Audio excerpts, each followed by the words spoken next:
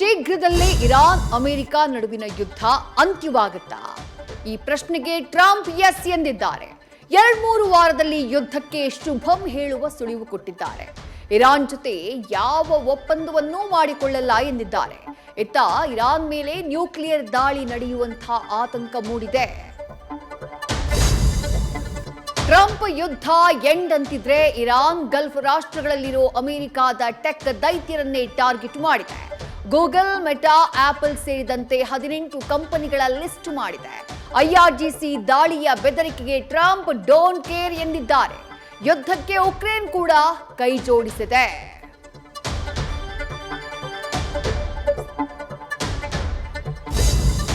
ಹಾರ್ಮುಜ್ನಲ್ಲಿ Iran ಆಡ್ತಾ ಇರುವಂತಹ ಆಟಕ್ಕೆ ದೇಶದ ಅಡುಗೆ ಮನೆಯಲ್ಲಿ ಹಾಹಾಕಾರ ಎದ್ದುಬಿಟ್ಟಿದೆ.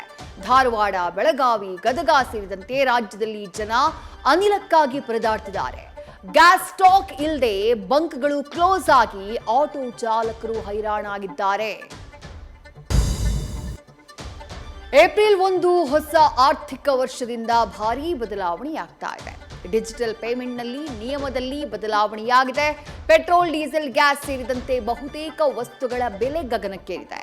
ಜನರ ಜೇಬಿಗೆ ಕತ್ತರಿ ಬೀಳ್ತಾ ಇರುವುದಕ್ಕೆ ಇದೇನಾ ಅಚ್ಚೇದಿನ್ ಅಂತೇಳಿ ಕಾಂಗ್ರೆಸ್ ಖಂಡಿಸಿದೆ.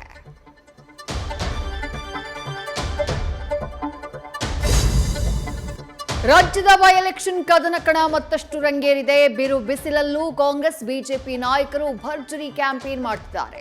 ದಾವಣಗೆರೆಯಲ್ಲಿ ಸಿಎಂ, ಬಾಗಲಕೋಟೆಯಲ್ಲಿ ಡಿಸಿಎಂ ಅಬ್ಬರಿಸಿದ್ದಾರೆ. ಇತ್ತ ಪ್ರಜಾಕೀಯ ಮಾಡೆಲ್ ಪರಿಚಯಿಸುವುದರಲ್ಲಿ ರಿಯಲ್ ಸ್ಟಾರ್ ಬ್ಯುಸಿಯಾಗಿದ್ದಾರೆ.